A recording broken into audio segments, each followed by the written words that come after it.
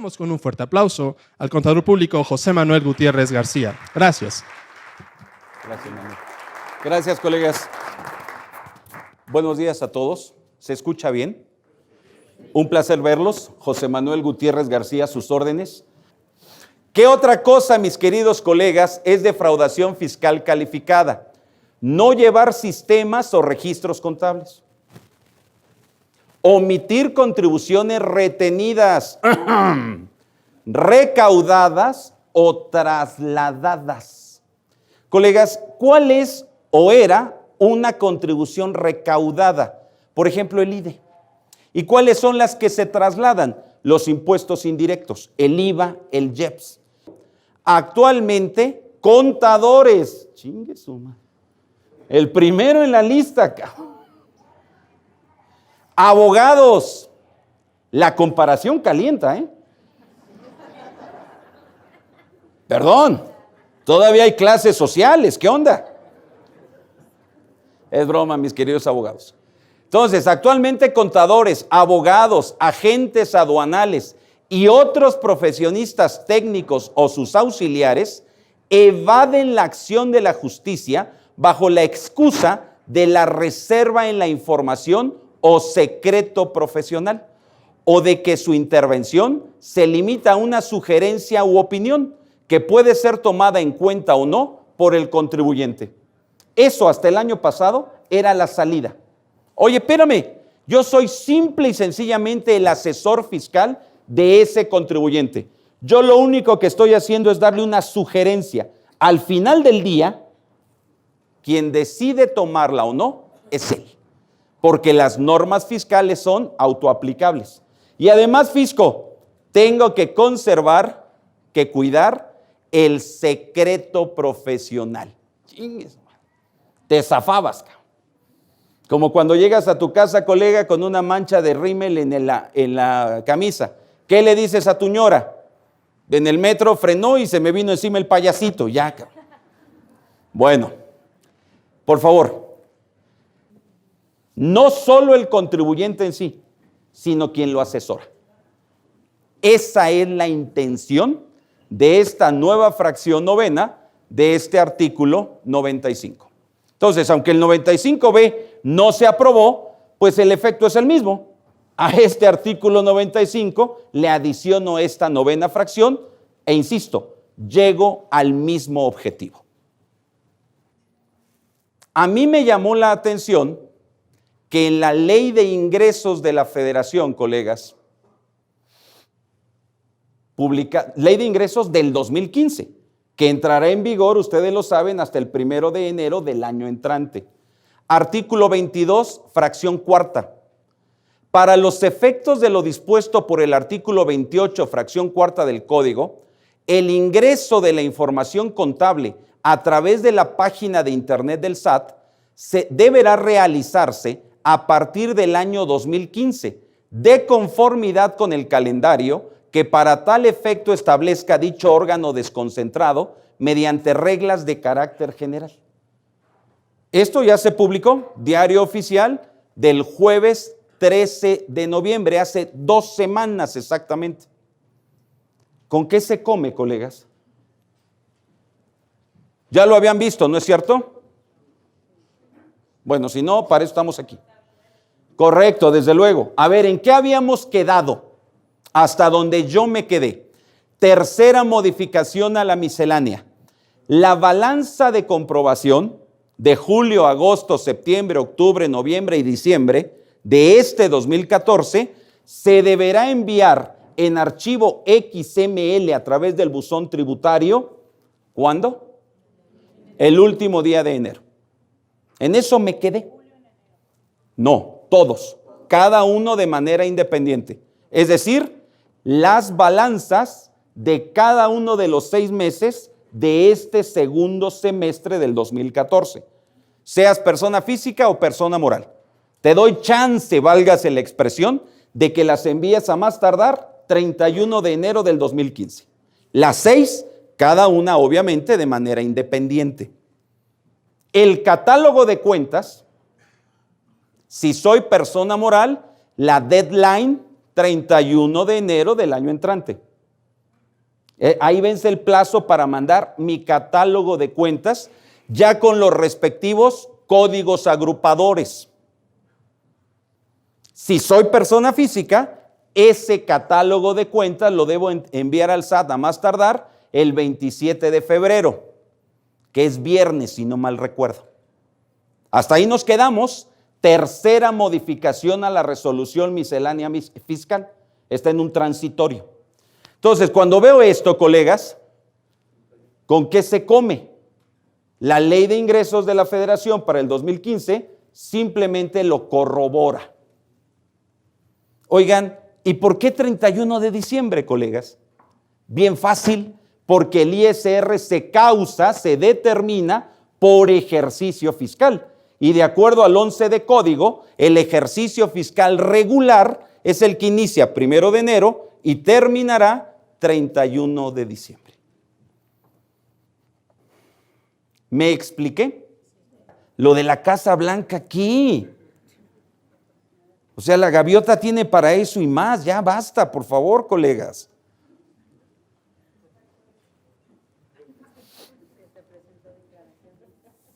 Sí, de hecho se supone que hizo pública su declaración al SAT sin estar obligada, porque no soy funcionaria pública.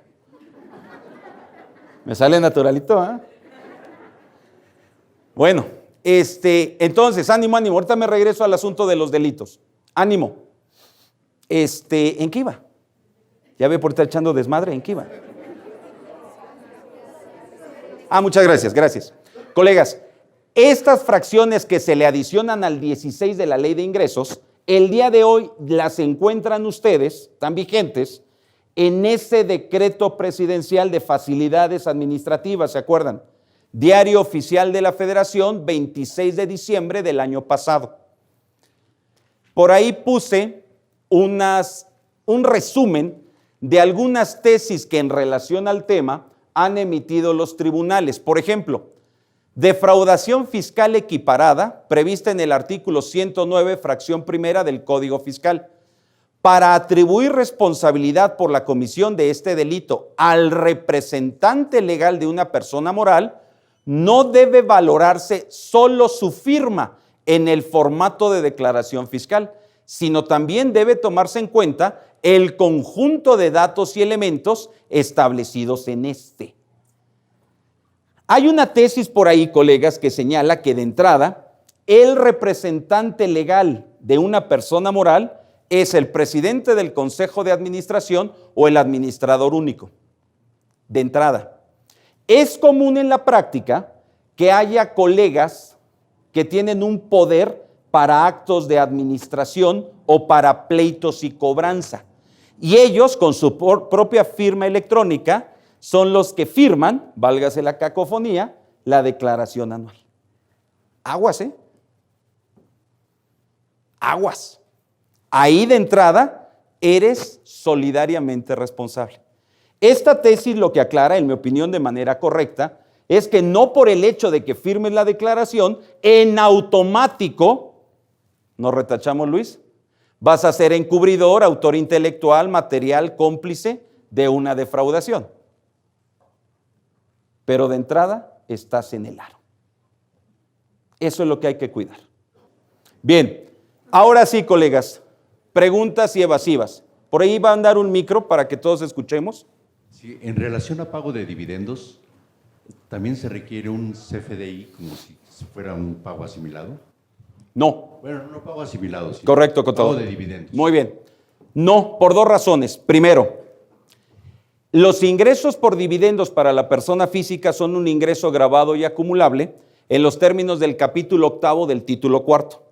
En ese capítulo no existe la obligación fiscal de expedir comprobantes fiscales, válgase la redundancia. Eso desde el ángulo del socio o accionista. Ahora bien, ¿qué ocurre desde el ángulo de la persona moral que distribuye y paga esos dividendos? Dado que esos dividendos no son deducción autorizada, no es necesario ampararlos con un CFDI. ¿Cuál es entonces el documento fuente que ampara la operación? ¿El acta? Excelente, contador. El acta de asamblea, normalmente extraordinaria, donde se toma la decisión de decretar y pagar dividendos. Muy bien, excelente pregunta. Oigan, y por cierto, ánimo, ya me voy, ánimo. Derivado de eso mismo, Casos de la vida real, capítulo 2. Una persona moral, mis queridos colegas, tiene CUFIN, pero no tiene utilidades retenidas. Pregunta, ¿puede pagar dividendos? No. Artículo 9 de la Ley General de Sociedades Mercantiles. La CUFIN es un parámetro fiscal, colegas. La CUFIN es la suma de las UFINes. ¿Cómo determino la UFIN en términos prácticos? Resultado fiscal menos ISR menos PTU menos no deducibles. Es un parámetro fiscal. ¿Cómo voy a repartir dividendos? Haya o no haya CUFIN si no tengo utilidades retenidas. Vale, sería como pretender entregar algo, distribuir algo que no existe. Artículo 9 de la Ley General de Sociedades Mercantiles. Vale, no todo es fiscal, mis queridos colegas. Ánimo, contador. Ahorita viene Niurka. ¡Ánimo! Está incluida, ¿eh? Pues me dio gusto verlos. Felices fiestas y estamos en contacto. Muchas gracias. Gracias.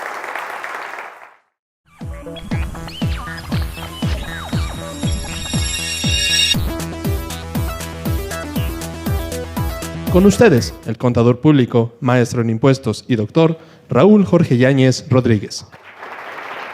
Gracias, Daniel. Gracias, contadores, son muy amables. Muy buenos, ya no sé si son días, tardes ya, ¿verdad? Muy buenas tardes. Vamos a arrancarnos, por favor. Vean ustedes, ahí les preparé la agenda de lo que nos va a ocupar el día de hoy. Preguntas que empezamos para meternos un poquito en calor. ¿El RIF logrará recaudar y atraer a los contribuyentes que los repecos nunca lograron?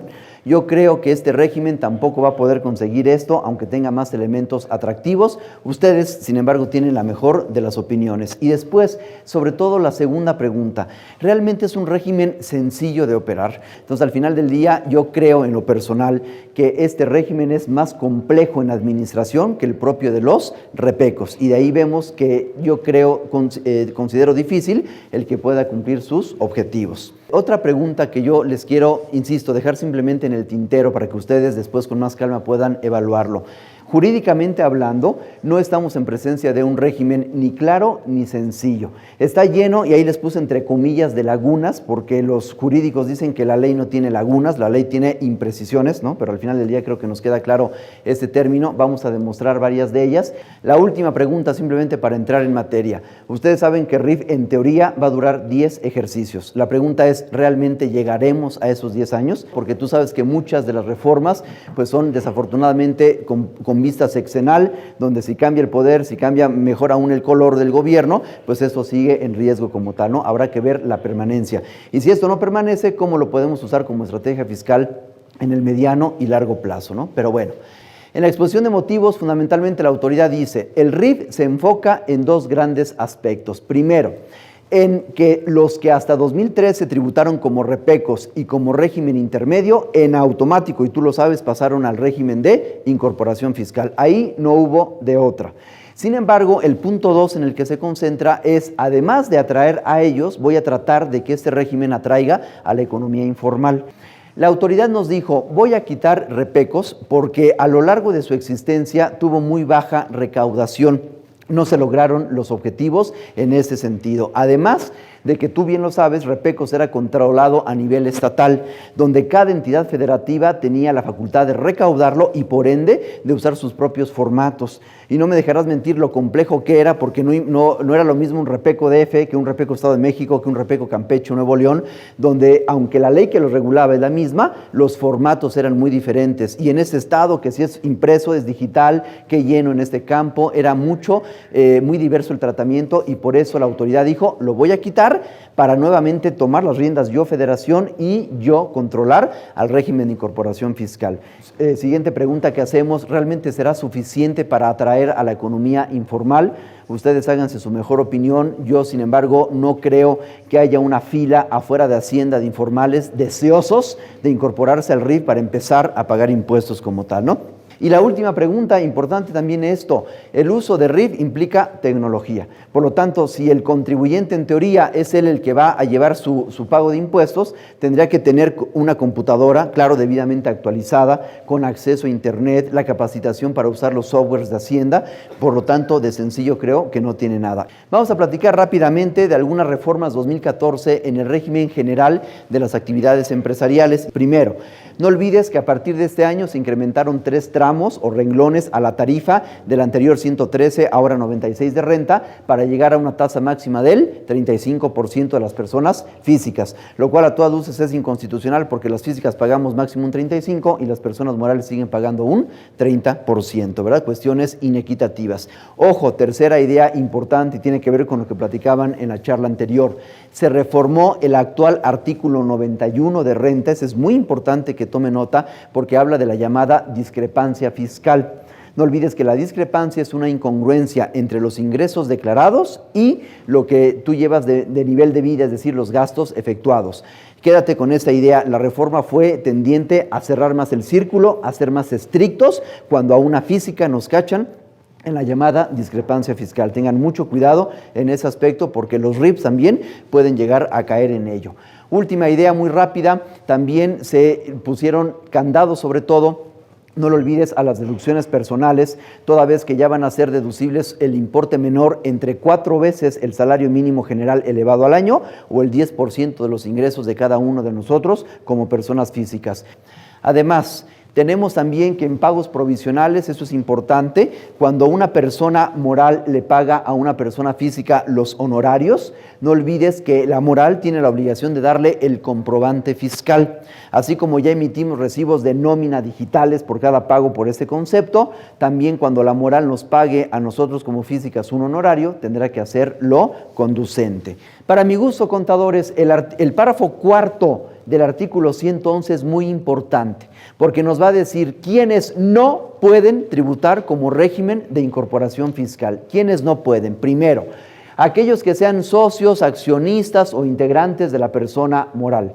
Aquí sí, mis respetos para la autoridad, porque muchos, el año pasado en Repecos lo que hacíamos era, el socio de la persona moral también era un repeco, y entonces sacábamos dinero hasta 2 millones de pesos a través de él con repoco de impuesto, era una combinación perfecta, ¿no? Segundo punto, dice, los que sean partes relacionadas de ellos, de esos socios accionistas, en términos del 90 de renta. Si a nosotros nos vamos a su vez al 90 de renta, me va a decir quiénes son partes relacionadas, aquellas que compartan administración, control o capital. Eso es igualito en materia fiscal, ¿cierto? Pero lo que le agrega es, también son partes relacionadas aquellas que sean en términos de la ley aduanera. Y aquí si gustan tomar el fundamento, el 64 de la ley aduanera, fíjate, es muy fuerte porque me dice partes relacionadas son y me da una serie de fracciones. Y la última fracción dice los que sean de la misma familia. En el 10º párrafo del 111 contiene además la tabla de reducción del impuesto. Tú sabes que este año reduzco el ISR en un 100, 90, 80 y así sucesivamente. Lo que te quiero hacer notar es lo siguiente. En teoría, el RIF empezó en 2014, por lo tanto, se supone que iba a terminar ¿en qué año? En 2023, ¿cierto o no? Sin embargo, el cuadro que ves no dice en 2014, 15, 16, 17, dice en el primer año en que tributes en RIF, en el segundo, en el tercero, etcétera. ¿Esto qué ventaja va a conllevar?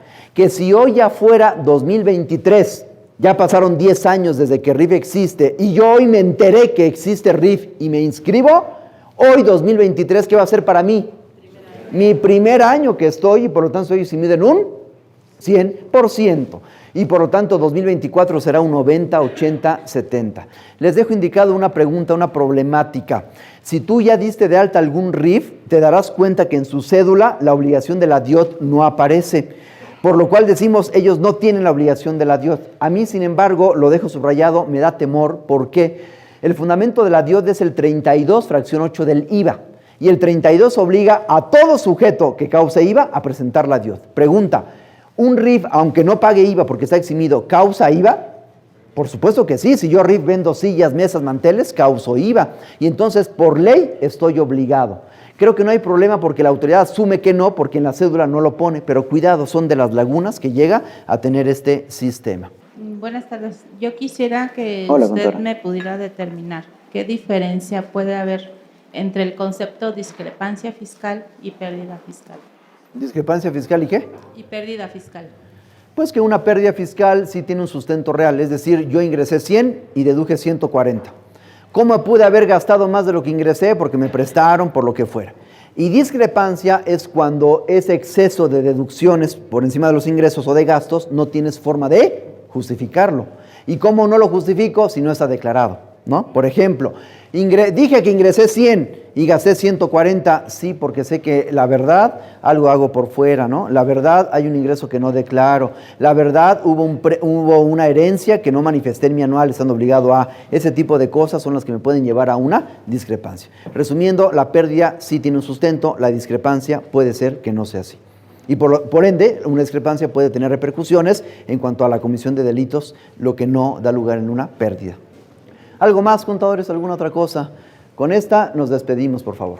Un cliente que se dedica a la venta de alimentos, es abierto al público en general, está obligado a pedir un comprobante simplificado por la actividad que realiza, independientemente de que al bimestre pues declare sus ingresos globales. ¿Un RIF? Un RIF. No simplificado, quita el simplificado, un comprobante, un CFDI. Un CFDI con todos los requisitos, timbrado, todo, público en general, evidentemente sin IVA, pero sí, no, simplificado no, es un comprobante fiscal.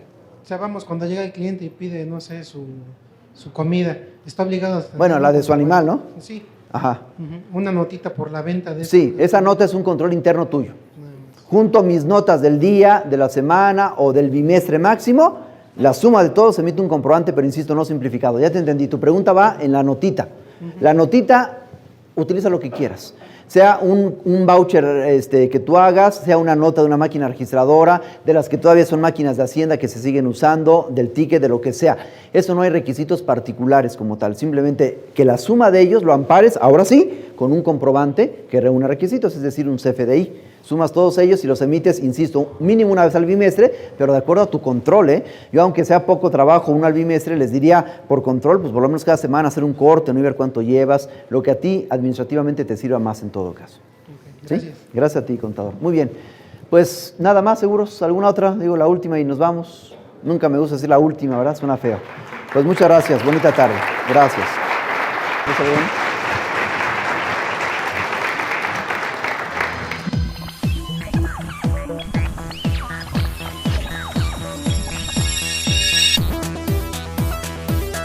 Nosotros sabemos que las outsourcing han generado dificultades en cómo se ha estado trabajando con ellas en el sector productivo. La terciarización no es un tema que sea desconocido para nosotros. Se ha utilizado desde los años 80 para acá, en Centroamérica, en México sobre todo, pero se ha distorsionado funcionalmente la operatividad. El término de subcontratación es de reciente inclusión en la materia jurídica en este país.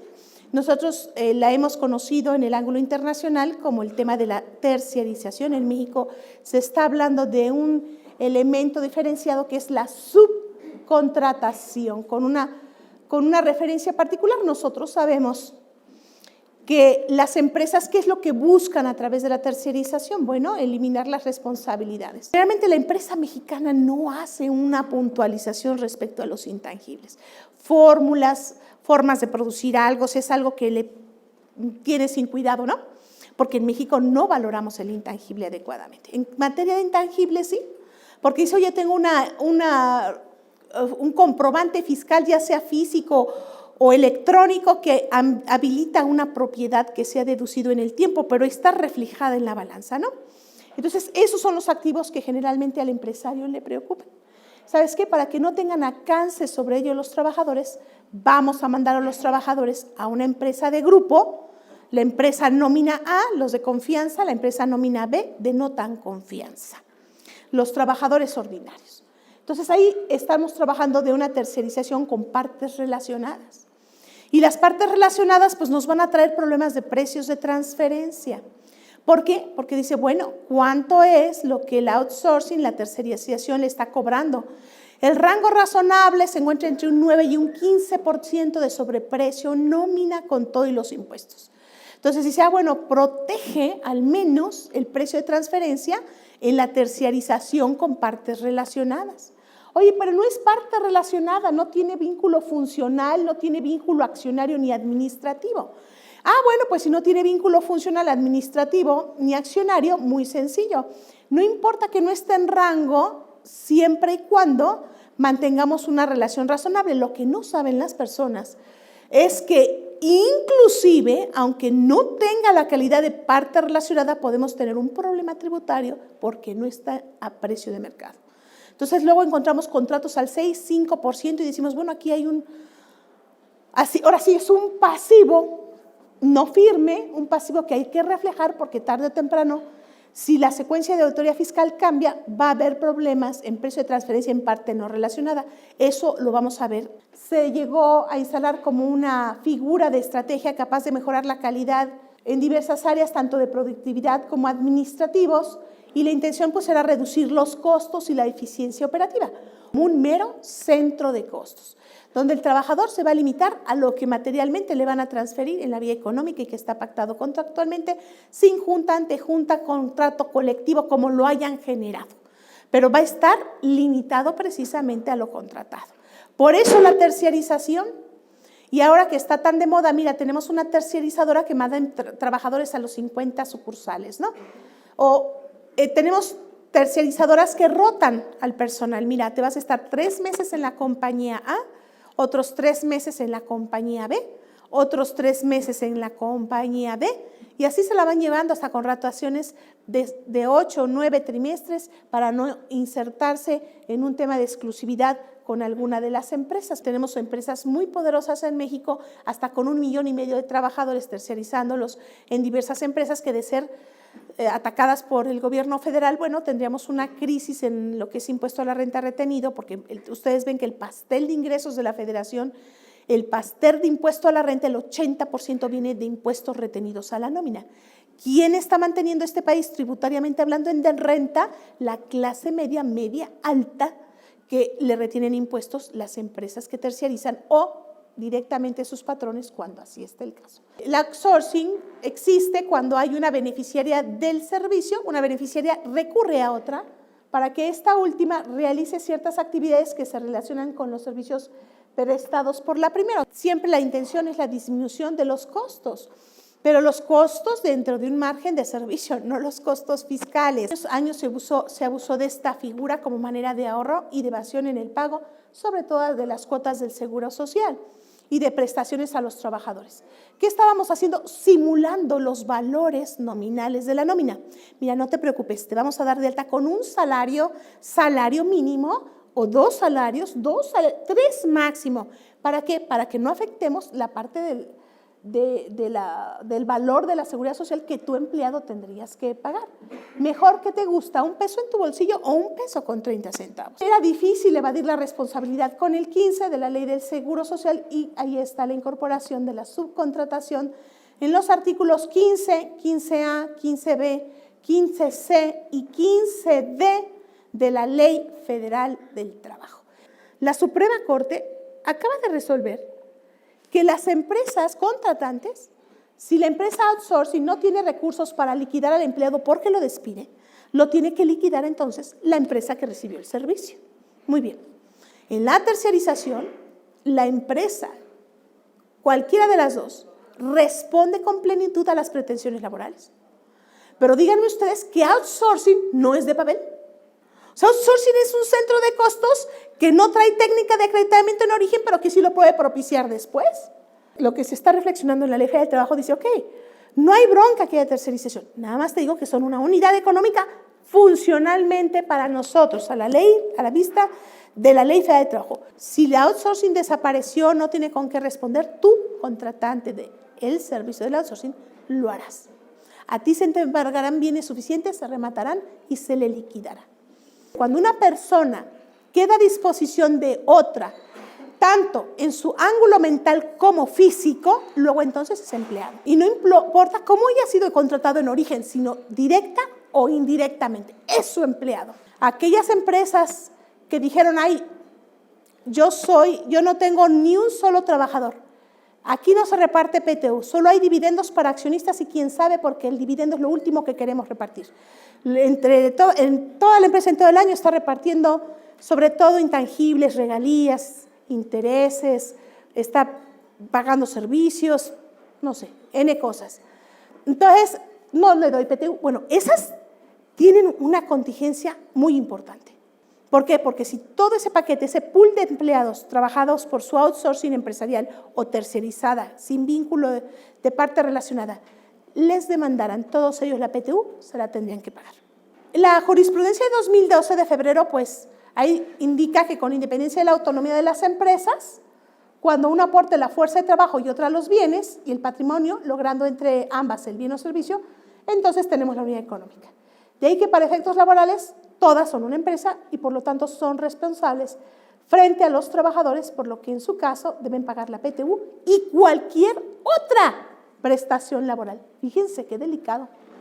Cualquier otra prestación laboral. En caso de que el outsourcing no cuente con bienes propios y suficientes, para hacer frente a sus obligaciones laborales se configura la responsabilidad solidaria de ambas. Se está pretendiendo mercantilmente hablando o civilmente una consolidación o creación de una nueva empresa, ¿no? Es solamente para efectos de responsabilidad y pago de derechos. Bueno, hasta ahí quedamos, porque ese es el tema de que, pues, ¿cómo va a ser posible que sin ser realmente jurídicamente una empresa única integrada, me exijas que le entregue sus derechos de PTU más los derechos que los otros grupos de trabajadores han tenido? La Ley Federal de Trabajo, en el 15A, sí hace una acotación, dice, ninguna empresa puede contratar el 100% de sus trabajadores, ninguna. Debe tener al menos un porcentaje mínimo contratado por ella misma. Y no puede contratar trabajadores de la misma calidad. Oye, tengo 3 secretarias, mándame otras 10. No. Tendría que no tenerlas en la empresa para contratar el pool completo exterior. ¿Qué opina el SAT de esta PTU por responsabilidad solidaria? ¿Lo vamos a poder realmente deducir? Oye, ¿y si me ganan derechos análogos? ¿Los voy a poder deducir? Interesante, ¿no? Y no hay pronunciamiento. Porque si ustedes me preguntan, Yola, dánoslos por escrito. Pues mira, opino que sí, pero pregúntale a la autoridad. Le pongo el 90B, ¿no? De código, por si acaso, pregúntale. Porque pudieran no coincidir con su criterio. Y así me limpio yo. Tráiganme como pilazos mi agüita, ¿no? ¿Por qué? Porque no se ha pronunciado, en este caso, no ha habido un pronunciamiento adecuado en renta. ¿Qué va a pasar con esta consecuencia? O sea, contablemente no lo hemos reflejado y fiscalmente no sabemos si lo podemos deducir, pero laboralmente sabemos que estamos fregados. Bueno, así, cortésmente y puntualmente. ¿Ok? Vamos. Ahí está. Suerte, muchachos. Suerte, suerte. Gracias.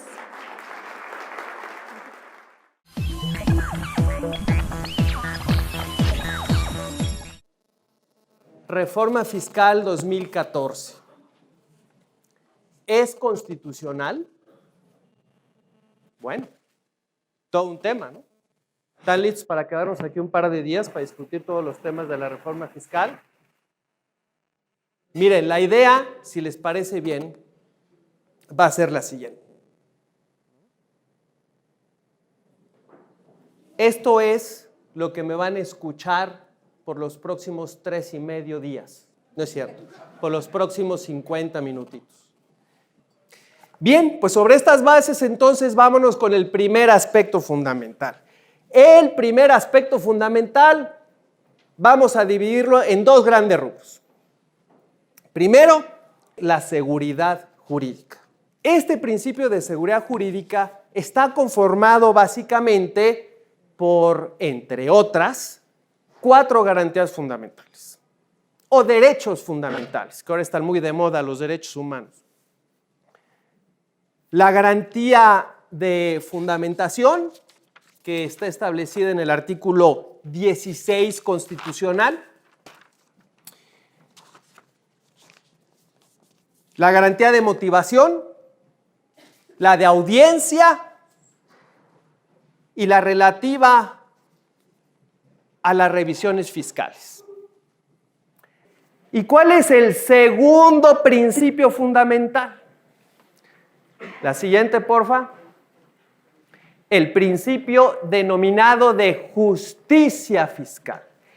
Este principio de justicia fiscal contiene varios requisitos o derechos fundamentales que están contenidos en el artículo 31, fracción cuarta. ¿Cuál es el primero? La garantía de proporcionalidad tributaria. Y entonces vamos a poder entrar al tema 2, que es el primer rubro respecto de la ley del impuesto sobre la renta. ¿Cómo ven? Esas limitantes a deducciones por pagos, que a su vez son ingresos exentos para los trabajadores. ¿Qué se ha dicho sobre los gastos en que incurre un contribuyente? ¿Debe ser deducible o no deben ser deducibles? La Suprema Corte distinguió básicamente dos principios fundamentales. Existen deducciones estructurales y existen deducciones accesorias. Las deducciones estructurales, dijo la Corte, y además comulgo totalmente, me pareció muy interesante este análisis, son aquellas que el contribuyente está obligado a realizar, aquellas erogaciones que si no las hace, no puede llevar a cabo su actividad productiva. ¿Alguno de ustedes ha tenido que aplicar estas disposiciones? 28, fracción 29 y 31 de la ley del impuesto sobre la renta. ¿Quién de ustedes ha escuchado hablar de BEPS? ¿Nadie? ¿BEPS? Base Erosion and Profit Shifting. Bueno, pues todo este relajo es derivado de ese proyecto.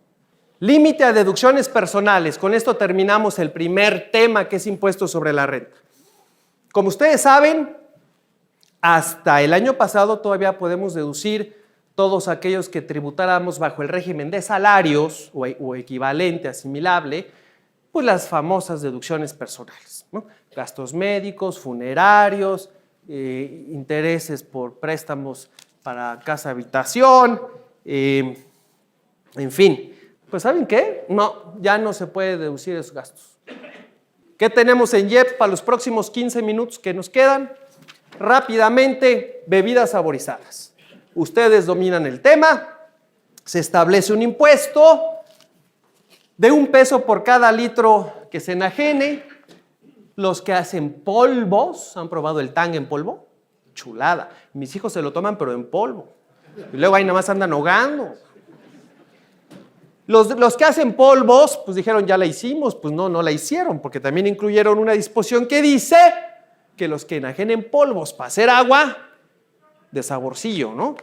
Pues tendrán que pagarlo en función de los litros que rinda el polvo. Y es $1 por litro. Con base en todo lo que les he platicado, pues ahí viene la pregunta obligada. ¿Será esto inconstitucional? El artículo 73, fracción 29, numeral 5, establece que es facultad expresa del Congreso de la Unión establecer contribuciones especiales solo sobre las siguientes actividades. Y ahí vienen algunas, como 9, fósforos, aguamiel, alcohol, tabacos, entre otros. Pero no vienen aguas saborizadas. Luego entonces, ¿tiene facultad el Congreso de la Unión para establecer una contribución especial? Porque si fuera una contribución normalita, pues sí la tiene. Pero especial sobre este tipo de enajenaciones, si la Constitución claramente establece limitativamente sobre qué actividades puede hacerlo y no está el de aguas saborizadas, Sí, claro que hay un artículo que dice que el Congreso puede establecer contribuciones, por el amor de Dios, pero no te puedes quedar ahí.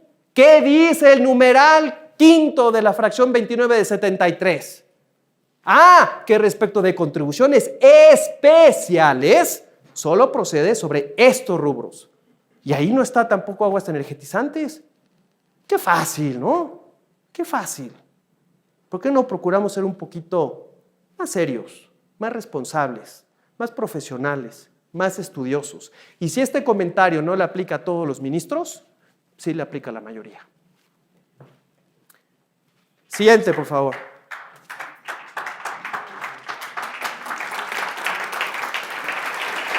Bueno, no, la anterior. Muchas gracias. Y conste que mi crítica es constructiva, ¿eh? En ningún momento estoy faltando el respeto. Pero las cosas hay que decirlas, señores, porque si no vamos a corregir algo en este país, para corregir algo hay que aceptarlo. Si no lo aceptamos, ¿cómo lo vamos a corregir? Los famosos alimentos chatarra, también impuesto especial sobre producción y servicios. Bueno, pues respecto de estos alimentos chatarra, el artículo 2, fracción 1, inciso J, establece que se deberá pagar el impuesto a la tasa del 8% siempre que el producto contenga más de 275 kilocalorías por cada 100 gramos de producto. Los últimos 10 minutos los dedicaremos al Código Fiscal de la Federación. Bien, primer aspecto, obligación de ingresar mensualmente la contabilidad a la página del SAT. Artículo 28, fracción 4. Yo les dije al principio de la plática que sí se vale que el fisco revise, pero sobre ciertas bases de seguridad jurídica. Bueno, ¿cuál es la consecuencia de la reforma fiscal? Pues francamente no es muy positiva. Prácticamente todo el mundo opina lo mismo, excepto el secretario de Hacienda y el presidente de la República. Sin embargo, los otros 113 y pico de millones de habitantes en México opinan lo contrario. No ha habido crecimiento económico, no lo ha habido. ¿Por qué no lo ha habido? Pues porque en vez de tener una reforma fiscal que vaya dirigida a atacar los auténticos problemas que hay en México en materia fiscal, que todos lo sabemos, que es lo que más me puede, que lo sabemos, pero nada más no queremos entrarle, que es la informalidad y la corrupción. Son los dos principales fundamentos.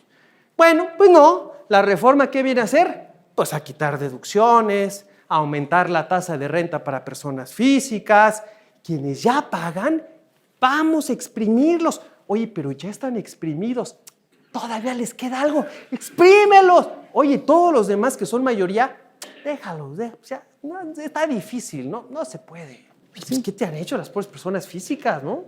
Sí, mientras los informales, pues bien, gracias, ¿no?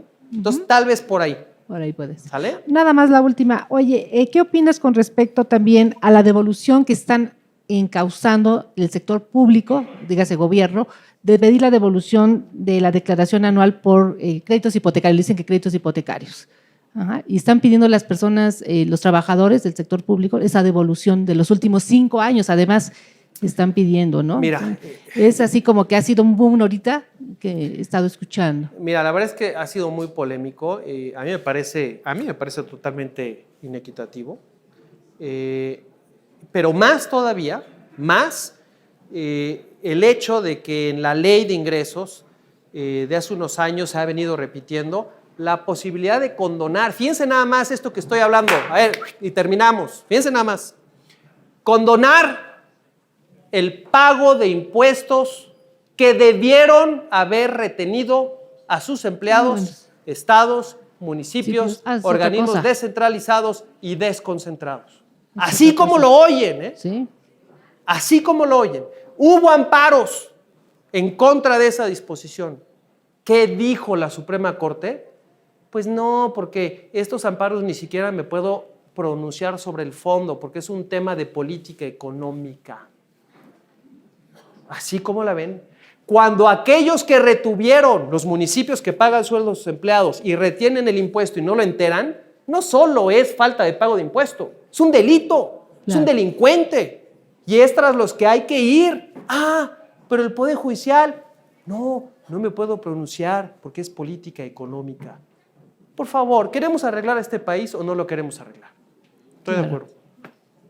Gracias.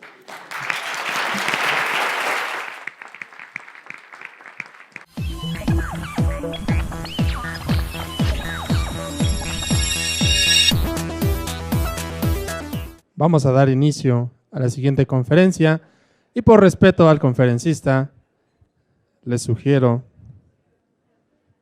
atención y silencio. Recibamos con un caluroso aplauso al contador público Francisco Cárdenas Guerrero. Gracias. Gracias, don. Bueno. Muchas gracias, buenas noches. Como siempre es un gusto poder platicar con ustedes. Agradezco la confianza y agradezco la invitación de GBA para poder platicar, aunque sea un ratito, de estos temas de actualidad. Y pues hay buenas noticias y malas. Entonces vamos a empezar platicando las buenas. 13 de noviembre se publica la Ley de Ingresos de la Federación para 2015 y en su artículo 22, fracción cuarta, establece que la obligación de enviar la información mensual al SAT se prorroga para 2015. Por lo tanto, ya no van a enviar la información de julio a diciembre de 2014 que iban a enviar en enero 2015. Se acabó. Se pueden ir de vacaciones, ya eso ya no hay problema. Con eso damos por terminado el curso. Ya, se acabó, señor. Vámonos. Ya. ¿Sí? Entonces ya no. Ya nada más falta, como comentaba Gerardo, ya nada más falta que se declare inconstitucional y quitarnos esa monserga. Eso de que yo tenga que adjuntar el CFDI en mi registro contable y relacionarlo, trae como consecuencia que me tarde mucho más al poder registrar contablemente mis operaciones. Si me tardaba en hacer un asiento contable 2 minutos, ahora me voy a tardar 6. Váyanle contando por cada asiento contable que hagan, porque ahora hay que agregar, ese es lo lamentable, hay que agregar información que ya tiene el propio CFDI. Por ejemplo, es increíble que te pidan que en el asiento contable le pongas la descripción. Si ya la trae el CFDI, la descripción del CFDI, que te pidan la unidad de medida que ya tiene el CFDI y que te pidan la forma de pago que ya tiene el CFDI. Eso es lo que considero ocioso, que no debería de pedir la autoridad. Si quieres que las pólizas y los auxiliares reúnan ciertos requisitos fiscales, está bien, pero déjame que yo lleve mi contabilidad así y no me pidas información cada mes. Cuando tú quieras revisarme, pídemela, pero no quieras que cada mes te la esté enviando, porque, como lo decía Gerardo, me vas a dejar en incertidumbre jurídica y sobre todo porque ahora cuando me revisas tú fundas y motivas, cuando me vas a revisar, ahora me puedes revisar sin siquiera fundar y motivar y tienes toda mi información. Me dejas con inseguridad jurídica. Vamos a empezar entonces con las cuentas que van a tener repercusión fiscal. Bancos, en cuanto a bancos, recuerden que a partir de 2014 los estados de cuenta forman parte de la contabilidad. La autoridad ya nos va a pedir los estados de cuenta. Aquí lo que siempre hago énfasis es, en bancos hay dinero o no hay dinero, no menos hay dinero. Entonces, si no puedes dejarme bancos en rojo. No. Oye, es que fue un sobregiro. Dicen las normas de información financiera, regístralo como un pasivo. Es que tengo los cheques y no han venido por ellos los proveedores. Entonces reincorpóralos al rubro de efectivo. Es sencillo, simplemente lo que debes de dejar en bancos es el saldo que te va a arrojar el estado de cuenta si es que están bien los movimientos. Nada de que está en rojo por cheques en circulación. No, es presentación, pero hay que presentarlos bien. Eso es dentro del punto de vista contable, pero el fiscal me preocupa el 59 tercera de código. Mucho cuidado con este artículo por lo siguiente. Dice el 59 tercera de código, si tengo depósitos en el estado de cuenta que no correspondan a tu registro contable, los considero como ingresos y valor de actos o actividades por los que se deben pagar impuestos. ¿Qué quiere decir esto? Que su auxiliar de bancos debe de ser una copia del estado de cuenta bancario en la parte de depósitos. Fíjense bien, les pongo un ejemplo. Oye, el día primero depositaron 100 pesos, el día 2, 200 pesos, en el mes suman 1,000 pesos, correcto. Y haces un solo asiento contable diciendo cargo a bancos 1,000. Fíjate la trascendencia, en primer lugar. Cuando la autoridad te revise te va a decir, oye, yo vi un depósito aquí en bancos de 1,000. Sí, ese es ingreso. Sí, aquí está, mira, declarado. Pero dice, pero acá vi uno de 100, uno de 200, uno de 300 y ese no lo veo en contabilidad. Ah, es que está incluido dentro de los 1,000. No, ¿qué crees? Son otros diferentes a los 1,000. Por lo tanto, me debes el impuesto de todos estos depósitos que no registraste. Oye, ¿están duplicados? Sí, están duplicados. Pero por lo pronto te determina el crédito fiscal. Por lo pronto te dice, me debes 1, 2, 3, 20 millones de pesos. Por lo pronto te va a defender un abogado y te va a cobrar mínimo el 15 o el 20% de algo que es inexistente solo por un registro contable. Después de bancos tenemos cuentas por cobrar, clientes y cuentas por cobrar. Ese va a ser otro punto. ¿Por qué? Porque la primera parte que tenemos que analizar es el gran divorcio que hay entre lo que es contabilidad y el departamento de cobranza. Resulta que no es posible que digas en la balanza de comprobación tenemos una cuenta por cobrar de 1,000 y en cuentas por cobrar dicen que deben 800.